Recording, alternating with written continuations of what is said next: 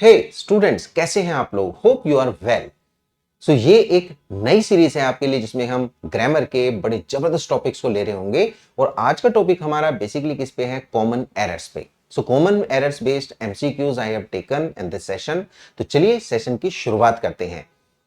हर question में कोई ना कोई एरर आपको मिलेगी, जिसको 4 पार्ट में हमने डिवाइड किया है। जो फोर्थ पार्ट हमारा है, that part contains no error. यानी कि वो ऑप्शन कैसा बनेगा? अगर सेंटेंस में कोई भी एरर नहीं है तो आपको फोर्थ नंबर चूज करना है। चलिए विदाउट गेटिंग लेट शो करते हैं इस सेशन को। हमारा सबसे पहला क्वेश्चन आज का है, the captain along with his team are practicing very hard for the forthcoming matches। So guys देखें इस सेंटेंस में किस पार्ट में गलती है।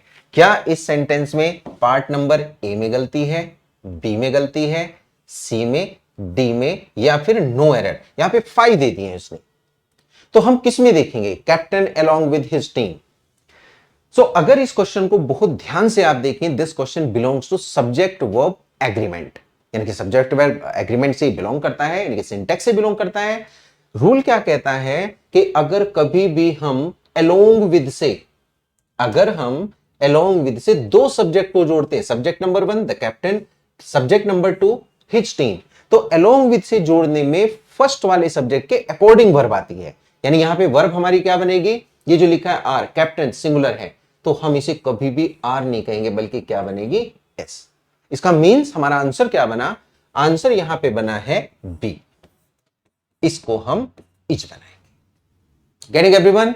तो यहां पे हमने बेसिकली जो अप्लाई किया है वो सिंटेक्स का रूल अप्लाई किया है। आते हैं क्वेश्चन नंबर 2 पे।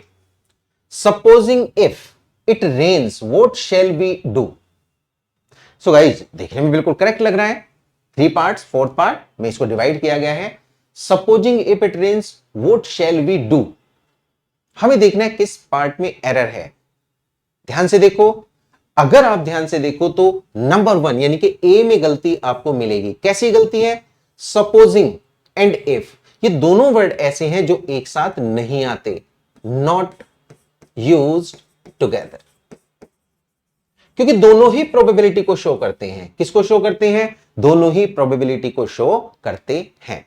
यानी कि सपोजिंग का मतलब है ये भी श्योर नहीं है, और इफ की अगर हम बात करें तो ये भी पूरी तरह से श्योर नहीं है। यानी यहां पे बात बनेगी, हमें एक को हटाना पड़ेगा। तो हम कैसे बनाएंगे? Supposing if, supposing it rains what shall we do, तो आंसर हमारा ए बन गया। यानी कि पार्ट ए में हम यहां पे एरर देख पाएंगे। आते हैं क्वेश्चन नंबर नेक्स्ट पे। By the time we got our tickets and entered the cinema theatre the show was already begun. अब देखो यहां पे क्या बना है? एक्सप्रेशन है हमारा बाय द टाइम। कौन सा एक्सप्रेशन है गाइज? By the time. अब बाय द टाइम के बाद हमने देखा we got our tickets and entered the cinema theatre. ध्यान से देखो, पास्ट इंडेफिनिट, पास्ट इंडेफिनिट। फिर क्या लिखा है? The show was already begun, show पहले ही शुरू हो गया था। तो भाई देखो, ये वाला फंक्शन बाद में हो रहा है, टिकट ये बाद में ले रहे हैं, एंटर बाद में कर रहे हैं। तो हमें पता है कि जो सेकेंड एक्शन बनेगा वो सेकेंड एक्शन किस में होगा? पास्ट इंडेफिनिट में। ये बात हमने कर भी दी यहां पे। लेकिन जो हमारा यहां पे फर्स्ट एक्शन बनेगा that would be in past perfect. ये किस में बनेगा? पास्ट परफेक्ट में बनेगा। इट मींस ऊपर वाला by the time we got our tickets and entered the cinema theatre the show was नहीं, हैड ऑलरेडी बिगन। यानी कि आंसर हमारा क्या जाएगा? सी। यहां पे वॉज की बजाय हैड हमारा यूज होगा। इसका मींस क्या हुआ कि यहां पे ये क्वेश्चन टाइम एंड टेंस पे बेस्ड है, और टाइम एंड टेंस में हमें देखना होता है कि किस पर्टिकुलर साइड में हमारा कौन सा टेंस बनेगा, और उसका रिजल्ट या फिर इफ क्लॉज या फिर देन क्लॉज या जो भी क्लॉजेस हमारी बनती है उनमें हम किस तरह से, या फर्स्ट या सेकंड एक्शन में हम किस किस पर्टिकुलर टेंस का यूज करेंगे। क्वेश्चन नंबर नेक्स्ट को देखेंगे। Each of the students in the computer class has to type their own research paper this semester. तो अगर हम इस बात को देखें कि ईच ऑफ की बात करें तो हमें बहुत बढ़िया से पता है इन सारे एक्सप्रेशंस के साथ में लाइक कौन कौन सी एक्सप्रेशंस हैं? Each of one of, none of, every of, each,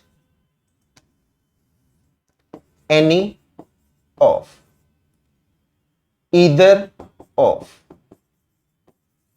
neither of.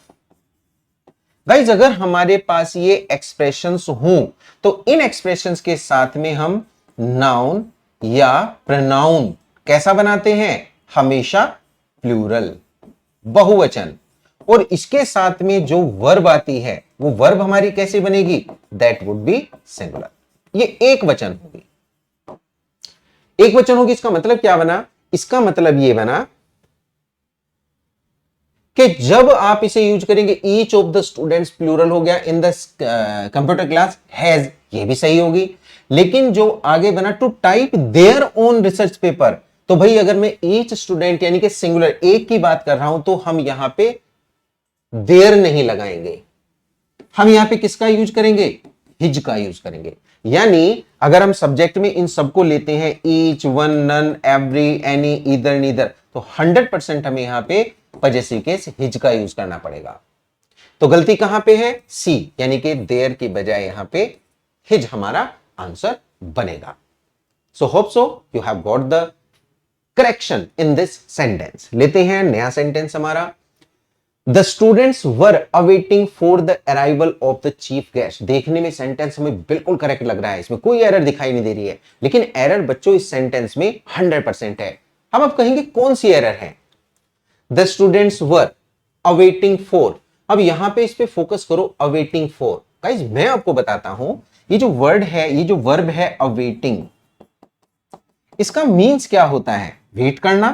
तो इसका मीन्स होता है वेटिंग फॉर।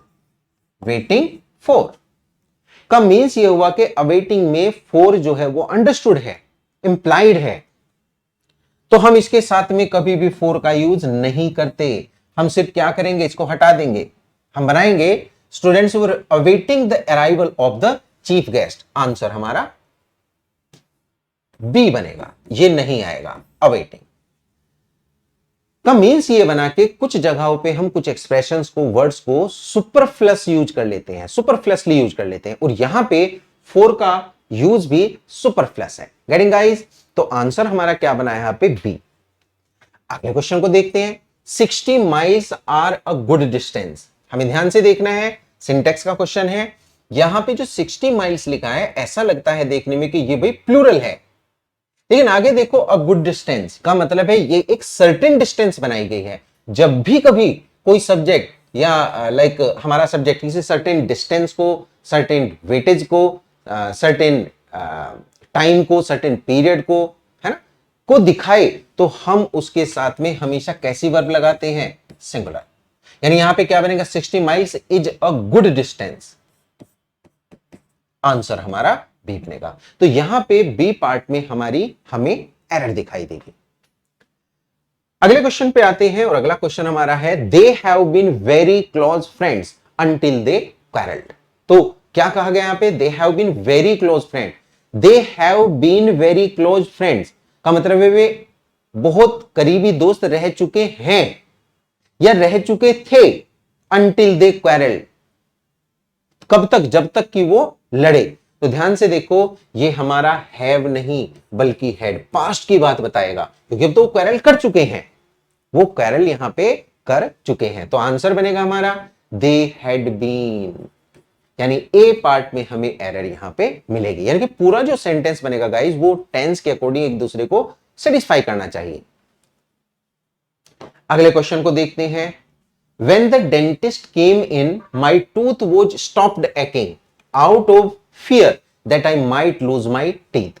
अब देखो सेंटेंस थोड़ा सा टिपिकल टाइप का है, हमें लगता है हम इसमें एरर कैसे ढूंढे। बड़े ध्यान से देखेंगे।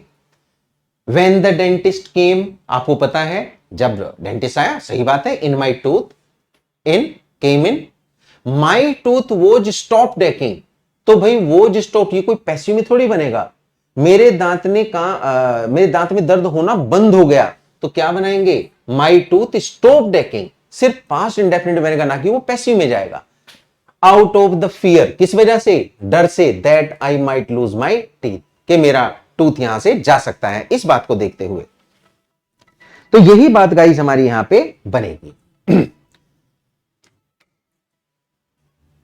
तो आज के सेशन में हम इन 8 क्वेश्चंस को देखते हैं और इसके बाद हम नेक्स्ट बात करेंगे। Thank you so much. इसको लाइक करें, शेयर करें, सब्सक्राइब करें।